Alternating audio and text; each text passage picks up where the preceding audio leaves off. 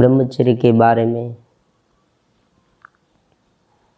ब्रह्मचर्य एक initial stage की साधना है। ये सब आप जान गए हैं, हमने कई सारे वीडियो में ये बात बताई है।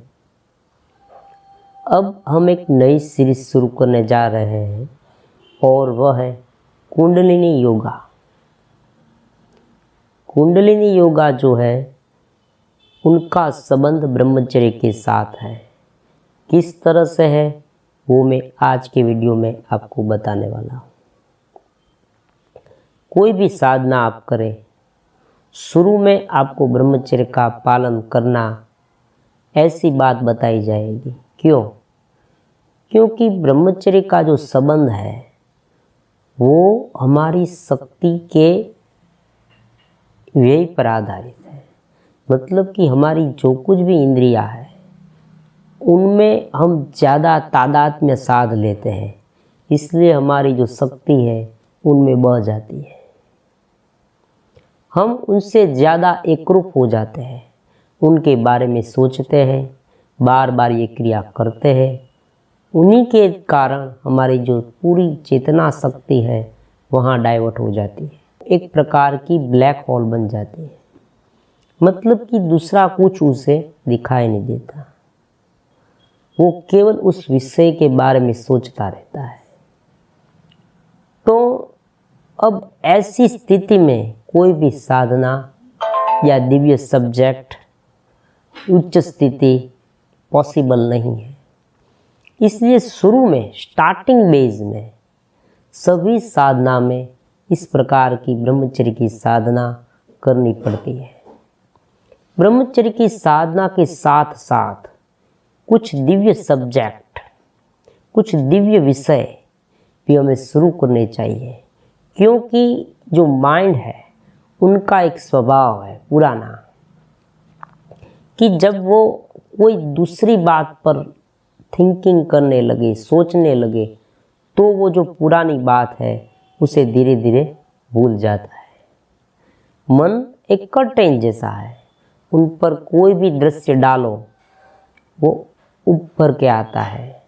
अब क्या होता है कि जैसे ही आप दिव्य सब्जेक्ट के बारे में सोचोगे उनके अनुरूप संस्कार पैदा होने लगते हैं, और जो पुराने संस्कार हैं विषयों के वो धीरे धीरे धीरे कमज़ोर होते जाते हैं।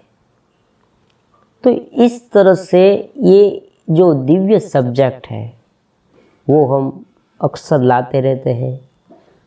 तो आज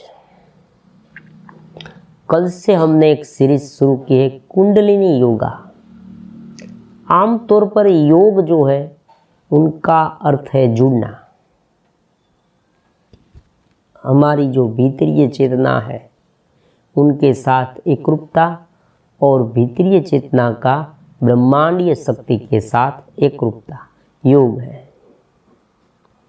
सामान्य रूप में हम कहाँ हैं? सामान्य रूप में हम बाहर हैं, केवल इंद्रिय के विषयों में है, शरीर में है, देहात्म बुद्धि में है, राग द्वेषादि भावों में है। वहाँ से वापस ले जाके धीरे धीरे भीतर की चेतना में एकरूप होना, उसे योग कहते हैं। योग में कई सारे योग आते हैं।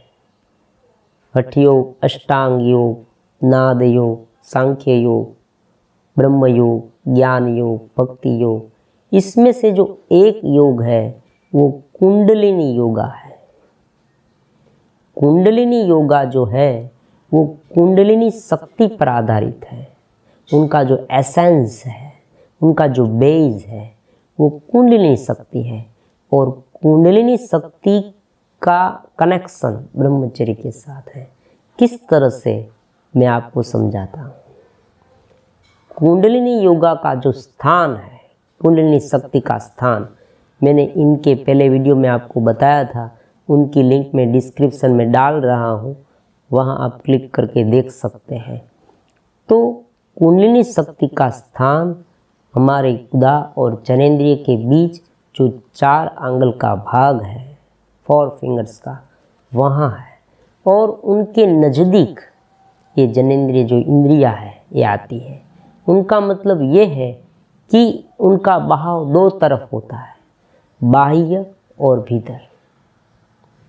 अगर जीवात्मा केवल इस विषय के साथ जुड़ा है, खान पान और मैथुन के साथ जुड़ा है, तो उनका अर्थ ये हुआ कि कुंडलिनी शक्ति का बहाव नीचे की ओर है।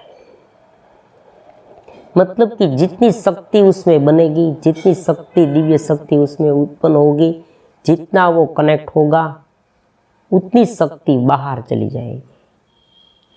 दूसरी तरफ से हम ये कह सकते हैं कि जितनी शक्ति उनकी बाहर चली जाती है और उनका ध्यान बाहर होता है, उतनी जो कुंडलिनी शक्ति है वो सुषुप्त होती जाती है, गाढ़ अंधकार में लीन हो जाती है।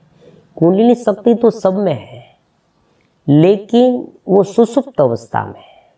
उन्हें जागृत करने के लिए हमें कुछ उपाय करने होते हैं, और वह उपाय के लिए मैंने एक दिव्य सीरीज बनाई है।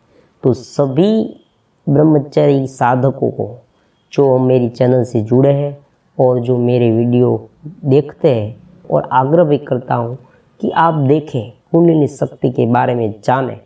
आप करें या ना करें, लेकिन जानें तो आपको ये मालूम होगा कि कितनी दिव्य शक्ति है। तो आज के लिए मैं इतना रखता हूँ।